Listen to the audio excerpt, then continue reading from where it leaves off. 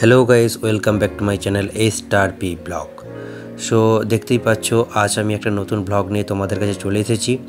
তো আজকের ব্লগটা সম্পূর্ণ আলাদা। আজকে চলে এসেছি শান্তিনিকেতন সোনাঝুরি হাট বা মেলা বলতে পারো।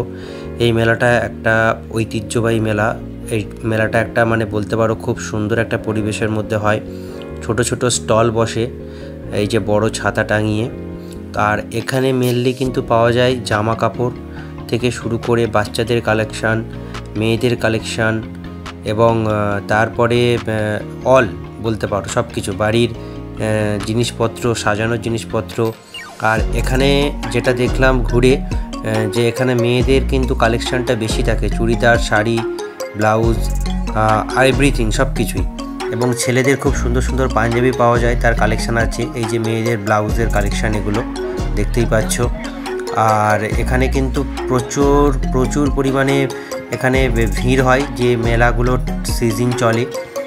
আর এখানে কিন্তু দেখতেই পাচ্ছ একটা ফল মাখা যেগুলো পাওয়া যায় সেগুলো বিক্রি হচ্ছে। এই ফল মাখা এখানে কিন্তু শশা, শাকালু, কুল সব কিছু মেখে দেবে। দাম যে যেমন আছে তার সেই দাম অনুযায়ী।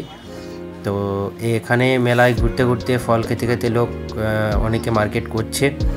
আর আমরা যে এসেছিলাম এটা পুরোটাই একটা অফ সিজনে, তাই একটু ভিড়টা কম আছে দেখতে পাচ্ছ। কিন্তু সিজনে আসলে সেখানে অনেক ভিড় হয়। এটা হচ্ছে বাড়ির জিনিসপত্র সাজানোর জন্য খুব সুন্দর সুন্দর চেয়ার, তারপরে ছোট ছোট জিনিসপত্র এবং ঠাকুর সব কিছুই দেখতে পাচ্ছ এখানে আছে। এই একটা কালেকশান। এইভাবে একটার পর একটা অনেক এখানে দোকান আছে, তোমরা ঘুরে শেষ করতে পারবে না। আর এখানে কিন্তু জামা কাপড় ছাড়াও আরও মেয়েদের অর্নামেন্টস থেকে শুরু করে বাচ্চাদের খেলনা আর সব কিছু কিন্তু মাটির, বেশিরভাগটা এখানে মাটির পাবে এবং কাঠের তৈরি জিনিসপত্রগুলো বেশি পাওয়া যায়, তোমরা ভিডিওতে দেখতেই পাচ্ছ। আর কিন্তু মেয়েদের খুব সুন্দর সুন্দর ব্যাগ পাওয়া যায় এখানে, ছেলেদেরও ব্যাগ পাওয়া যায় যেগুলো সম্পূর্ণ কাপড়ের এবং লেদারের।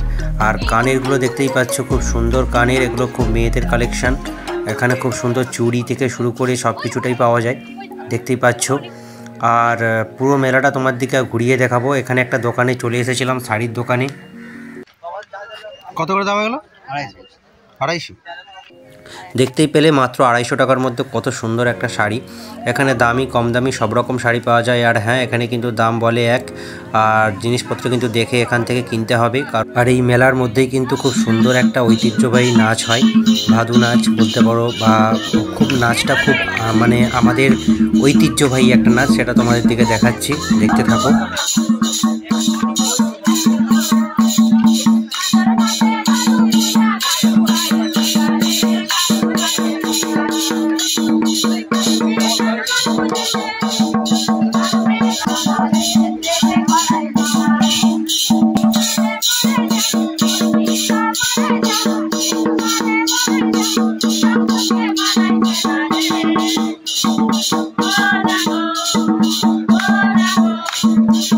দেখেই নিলে নাচটা কত সুন্দর, আর বুঝতেই পেরেছো। আর এখানে কিন্তু আরও একটা কালেকশান, এগুলো কিন্তু মাটির কাজ, পুরো একদম সম্পূর্ণটা মাটির উপর রং করে, কত সুন্দর হাতের নিখুঁত কাজ।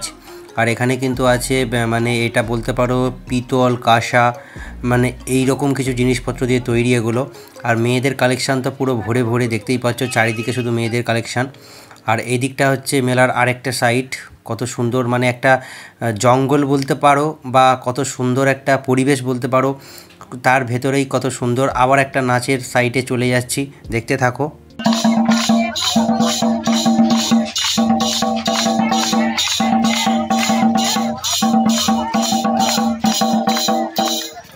এরপরে এই কালেকশানগুলো আলাদা, পুরো রবীন্দ্রনাথ থেকে শুরু করে, যেহেতু এটা বোলপুর শান্তিনিকেতন তাই এখানে রবীন্দ্রনাথের কালেকশানটা বেশি।